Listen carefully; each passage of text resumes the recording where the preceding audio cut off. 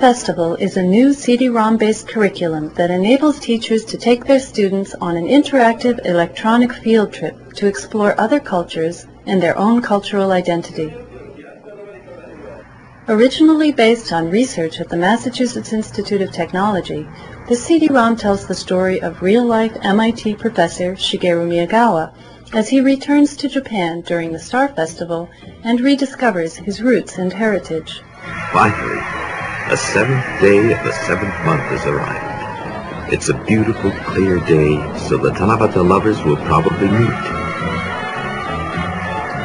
I feel like I've made a journey too, from my adopted culture back to my roots. Am I American or Japanese? Or American and Japanese? Maybe, like the magpies of the Tanabata myth, I'm a bridge between two cultures. I thought I knew all about Japan, and I realize now I just made a lot of assumptions.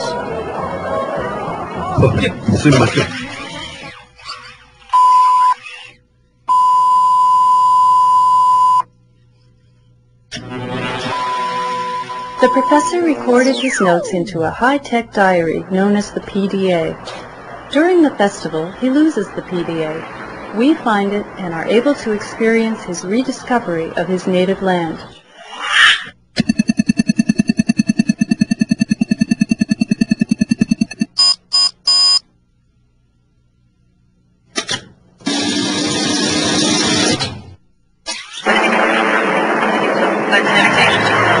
Attempt to lack damage to the Reset, please. Reset, please.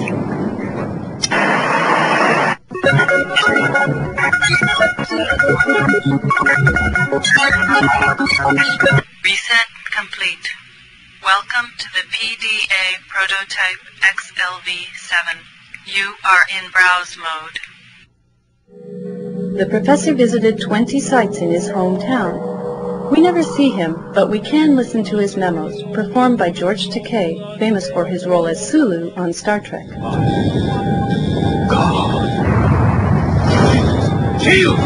Star Festival is to peek into another world and discover something of your own and get an appreciation of yourself and your culture via an exposure to another. Map mode is another way to navigate to a new site. Let's go to the high school. We see a picture of the professor's mother and artifacts, all clickable, related to her experiences during World War II. Let's listen to his memo.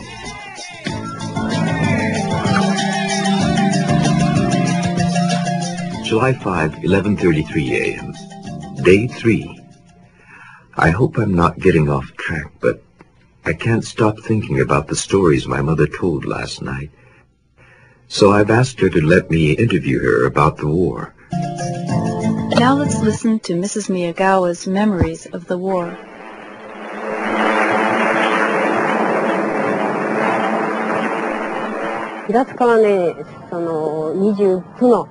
B-29 bombers flew right over Hiratsuka on their way to Tokyo. When they came, the sirens would go off, and we had to turn off all the lights. We went into the bomb shelter when it seemed really dangerous. On the day Hiratsuka was bombed, I was sleeping on the second floor of my Suka home. They were shouting, "Wake up, wake up! The bombing has started." Students can explore the family home.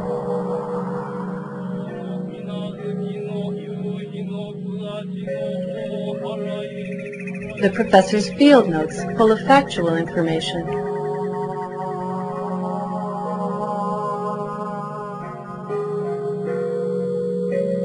And his diary, where he stored family photos.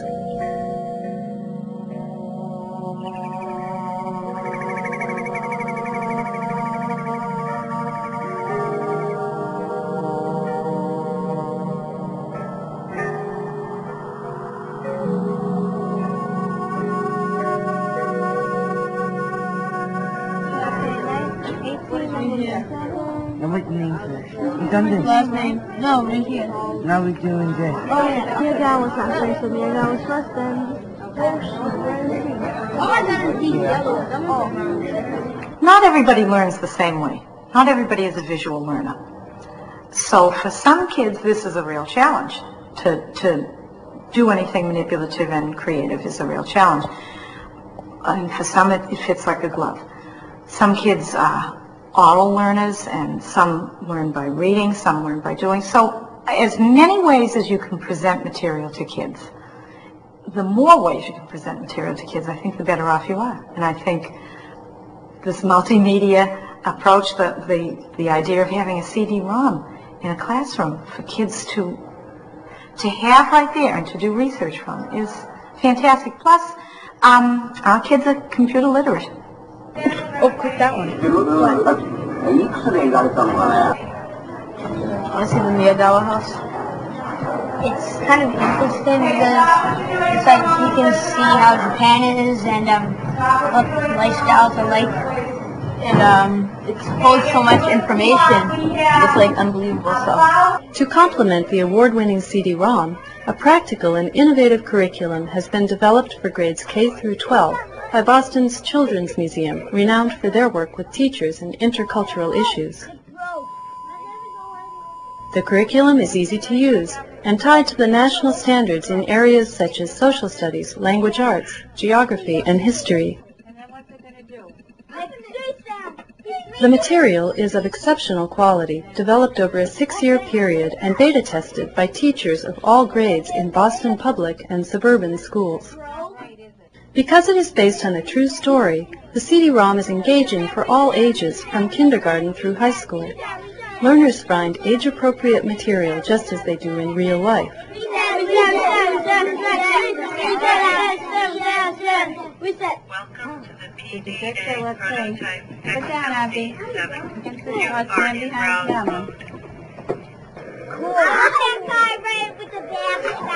You have to put that. What? Okay, now you need to go to here. See that? Right. Come over here. Click. Click. They like the CD because it's not like most of the things we have on the computer are cartoons or drawings. And so this wasn't. It was like real people. And it was like real photos and, you know, really being in the place. And then I thought, well, you know, they can't read, but they could operate this because most of it is language that they can listen and figure out what it is. And even though it does have a lot of writing that I could read to them, or I could read and then shorten it down, they would go to the places that the people were talking. And they enjoyed that. And I thought, this is really an advantage because you don't really have to be a great reader. You can sort of follow along. And they were great at reading the map. I never showed them the map. All by themselves, they figured out, oh, look, here's the map. Gave them an opportunity to really experience a different kind of life and a different kind of people. And a lot of the children I have come from different cultures. And actually probably gave them more insight into another culture because even though they go to school with one another, they don't know that much about each other's backgrounds and where they come from or what part of the world or what language they speak at home. So I think it really did give them a new horizon.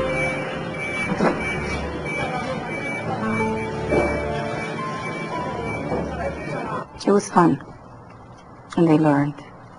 And I think they had a different feeling about people of different backgrounds by just meeting the professor himself, by learning about themselves and learning about their classmates. Instead of being from one place, he could be from both because he had asked him stuff like, what is he, Japanese or American and Japanese. So it would be a hard decision to decide like what are you and stuff. I used to hate the Japanese people because my great-grandfather died of a bomb because of Japanese people, and now I don't really hate Japanese people as much.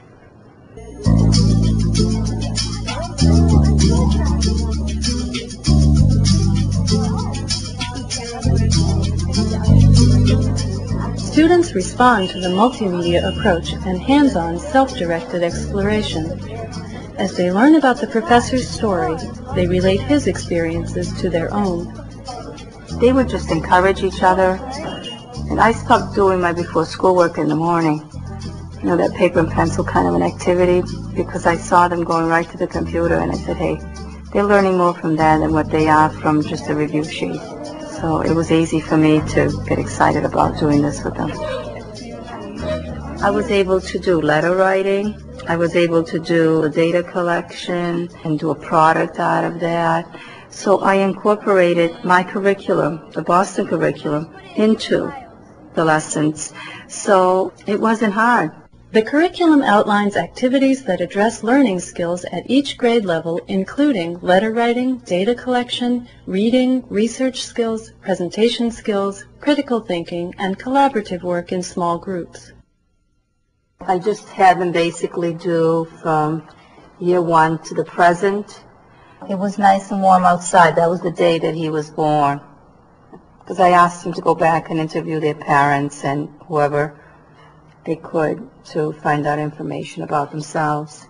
Just like the professor was interviewing people to find out more about his own background or his family, I wanted them to go home and interview their parents or grandparents, aunts and uncles.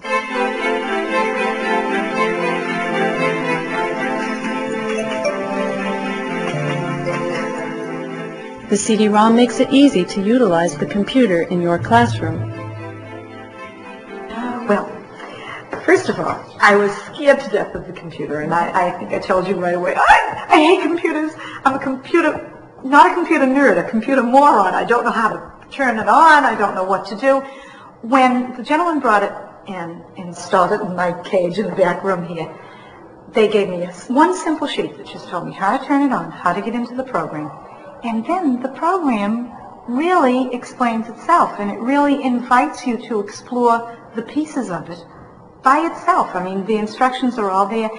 And I felt so good about it that I would stay after school and look at it. And I really wasn't afraid anymore, so I think that it's a good tool. Start by looks. Not 6, 1, 2, 3, 4. Surprisingly enough, they got very involved, very emotional about it, and they felt very close to the professor because many of them had come from other countries, or their parents had come from other countries, so they knew the feelings about how important it is to find out more about your own background and not just become one of many. You have to really stick out and become yourself and be proud of what you are. And I think it really enabled them to do that. And they got to look at both the sides. They got to look at the nice things about it, and they also got to look at how hard people worked and how difficult it was for the storekeeper, how things were changing for him, and how sad that was. The war part, how sad that was. But they also got to move on and to see how things can be rebuilt and how things can be changed, and how enriching life could be, and how you contribute, and how you make it better. I really had a great time. I can't wait for next year's class to do it.